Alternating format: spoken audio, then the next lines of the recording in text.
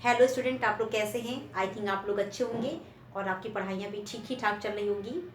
जैसा कि आपको भी ये पता है कि ठंड बहुत ज़्यादा पड़ रही है, तो ठंड से अपने आप को बचाते हुए, अपने स्वास्थ्य को ध्यान में रखते हुए आप अपनी पढ़ाई को जारी रखिए। इस समय जो मेरे वीडियोस बन रहे हैं वो न्यूट्रिशन पे बन रहे हैं, ये सबको पता है। तो हाँ, कभी कभी मेरे वीडियोस जो है वो गैप हो जाते हैं ठंड की वजह से, हमें भी समय का थोड़ा सा अभाव होता है, तो नहीं बन पाता है। इसके लिए हम वेरी वेरी सॉरी। तो अपने उस क्रम को आगे बढ़ाते हुए आज आपको हम प्रोटीन के बारे में बताएंगे। इसके पहले की क्लास में हमने आपको बताया ही था कि प्रोटीन का जो मेन काम होता है वो कोशिकाओं की टूट फूट की मरम्मत के लिए होता है और शारीरिक वृद्धि के लिए होता है। और उसके बाद आपको भी पता है कि जो प्रोटीन होता है वो हमारी बॉडी में जाकर के अमीनो एसिड में वो कन्वर्ट हो जाता है। और अमीनो एसिड क्या होता है? अमीनो एसिड जो होता है वो प्रोटीन की सबसे छोटी इकाई होती है। ये चीज़ मैंने पहले की क्लास में भी चर्चा किया था कि कोई भी पोषक तत्व होता है उसको जब अपनी बॉडी में लेते हैं तो ऐसा नहीं होता है कि हमने लिया और वो डाइजेस्ट हो गया। तो सबसे पहले काम ये होता है कि अगर हम कोई भी पोषक तत्व लेते हैं तो वो सबसे अपनी छोटी इकाई में टूटता है, उसके बाद धीमे धीमे प्रोसेस में वो होता है और छोटी इकाई में टूटते हुए वो डाइजेस्ट हो जाता है। तो प्रोटीन का जो मेन काम होता है वो शारीरिक वृद्धि के लिए होता है, लेकिन इसका मतलब ये भी नहीं है कि प्रोटीन जो है ऊर्जा देने का काम नहीं करता है। जब हमारी बॉडी में अगर कार्बोहाइड्रेट की कमी हो जाती है, वसा की कमी हो जाती है, तो ये प्रोटीन ऊर्जा देने का भी काम करता है। लेकिन अगर आपकी बॉडी में पर्याप्त मात्रा में कार्बोहाइड्रेट और वसा की मात्रा, दोनों की मात्रा पर्याप्त है, तो प्रोटीन ऊर्जा देने का काम नहीं करेगा। ठीक। तो आपको जैसे कि ये भी हमने इसके पहले की वीडियोस में बताया था कि प्रोटीन आप किससे किससे लेंगे। देखिए, माना जाता है कि जो प्राणी जगत से होते हैं तो उसका जो पोषक मान होता है वो आपके वानस्पतिक जगत से ज़्यादा होता है। लेकिन इसका मतलब ये भी नहीं है कि जो लोग जो है नॉन वेजिटेरियन है तो उनको पोषक तत्वों की कमी हो जाती है।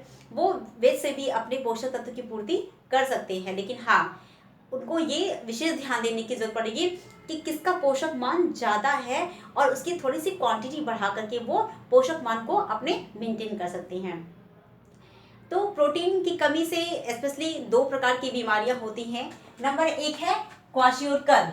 आपका जो पहली बीमारी है वो क्वाशियोरकर है, दूसरी क्या है? मरासमस। ये स्पेशली प्रोटीन और कैलोरी की कमी से होता है। तो आपका जो क्वाशियोरकर है क्या है? एक अफ्रीकन शब्द है। और अफ्रीकन ये शब्द है, इसकी जो खोज हुई थी 1935 में हुई थी। इसकी खोज कब हुई थी? 1935 में हुई थी। और इसकी खोज किसने की थी? सिस्ली विलियम ने की थी। और स्पेशली जो है ये 1 से 4 वर्ष के बच्चों में ज्यादा पाया जाता है। ये 1 से 4 वर्ष के बच्चों में ये ज्यादा पाया जाता है।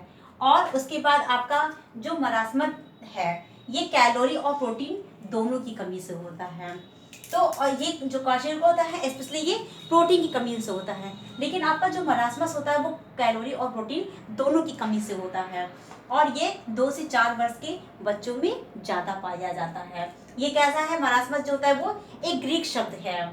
और उसके बाद ये आपका जो क्वाशियोरकर है इसका मतलब ये इस क्वाशियोरकर जो होता है इसका यहाँ पे ये अर्थ होता है कि वह रोग जो पहले बच्चे को दूसरे बच्चे के जन्म के बाद हो जाता है। तो आप देखेंगे कि देखिए, जैसे आपने देखा होगा एक जो झोपड़पट्टी के बच्चे होते हैं तो उनके चूंकि माँ बाप जो है उतने शिक्षित नहीं होते हैं, तो उन्हें उतना ज्ञान नहीं होता है कि हमें किस खाद्य पदार्थ से कौन से पोषक तत्व मिलते हैं। उनका सिर्फ एक ही उद्देश्य होता है, एक ही मोटो होता है कि किसी तरह से हम भोजन को ग्रहण कर ले और हमारा पेट क्या है वो भर जाए और हमें शांति, भूख शांत हमारा हो जाए।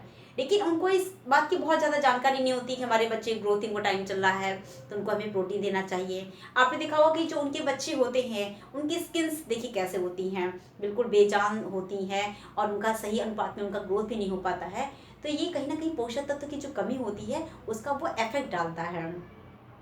और उसके बाद आपका जो ये प्रोटीन है, प्रोटीन का पाचन मुख्यतः जो है आहार नल के 3 भाग में होता है, अमाशय, पक्वाशय और शेषांत्र में होता है। इन 3 भागों में प्रोटीन का पाचन होता है। देखिए जैसा कि इसके पहले की क्लास में मैंने बताया था कि जब भी हम कोई भी खाद्य पदार्थ, भोजन अपने मुंह में लेते हैं तो हमारे मुंह में एक लार पाया जाता है जिसमें टालिन नामक एंजाइम पाया जाता है। तो आपने देखा है जब भी हम कोई चीज़ सूखी चीज़ खाते हैं तो वो पहले स्टार्च के रूप में होता है, लेकिन जब वो एंजाइम उस पर क्रिया करता है तो हल्की सी उसमें वो एक उसमें लिक्विड फॉर्म में चेंज होता है और उसमें मिठास आ जाती है, यानी कि वो शर्करा में कन्वर्ट होना शुरू कर देता है और वहीं से ही धीमे धीमे करके आपका पाचन क्रिया शुरू हो जाता है। आपका मुंह से ही पाचन क्रिया शुरू हो जाता है, लेकिन कम्प्लीटली जो पाचन क्रिया होता है वो आपका छोटी आंत में होता है। और मेरे ख्याल से मैक्सिमम जितने भी पोषक तत्व होते हैं, जितने भी खाद्य पदार्थ होते हैं, सभी का जो डाइजेशन है वो छोटी आंत में होता है। आज की क्लास में सिर्फ इतना ही है।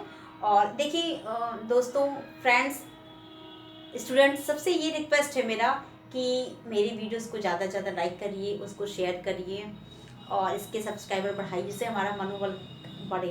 क्योंकि देखिए हमारे लिए क्या है, यही एक फीडबैक है, हम कोई आपसे फीस तो लेते नहीं है। तो इस तरह से क्या है, हमारा मनोबल बढ़ेगा तो फिर हमें भी लगेगा चलिए ठीक है, हमें अपने भी अपना टाइम, एनर्जी, हर चीज़ इन्वेस्ट करना चाहिए। क्योंकि आज के टाइम पे तो वही है ना कि फीडबैक मिलना बहुत ज़रूरी होता है। ओके, फिर आप लोग इस तरह से ध्यान में रखते हुए, हाँ एक बात और कहेंगे कि देखिए टीजीटी और पीजीटी की जो डेट का है, तो आप भी देख रहे हैं कई ऐसे यूट्यूबर हैं तमाम ऐसे डेट बता रहे हैं, तो हमें डेट पे फोकस नहीं करना है कि हमारा एग्ज़ाम कब होगा, उसकी डेट कब आएगी। हमें अपना जो अपनी स्टडी है वो कंटिन्यू रखना है। हाँ ये हो सकता है कि थोड़ा सा मौसम का उतार चढ़ाव हो सकता है, तो मौसम को ध्यान रखते हुए हम भी अपनी पढ़ाई में अप एंड डाउन करें, लेकिन इसको कम्प्लीटली बेटा ब्रेक मत करिए। क्योंकि जब चीज़ें ब्रेक हो जाती हैं तो फिर से जब आप अपनी पढ़ाई स्टार्ट करते हैं तो उसको रिकॉल होने में थोड़ा समय लगता है, और आप जब चीज़ें जारी रखते हैं तो वो चीज़ें बिल्कुल अननोन नहीं लगता है, लगता है कि हाँ सब नोनिंग है और सब बिल्कुल लगता है कि हाँ वो हमारे आसपास है और वो चीज़ें हमारी नॉलेज में है। तो आज की वीडियो यहीं पे ख़त्म करते हैं। Thank you so much.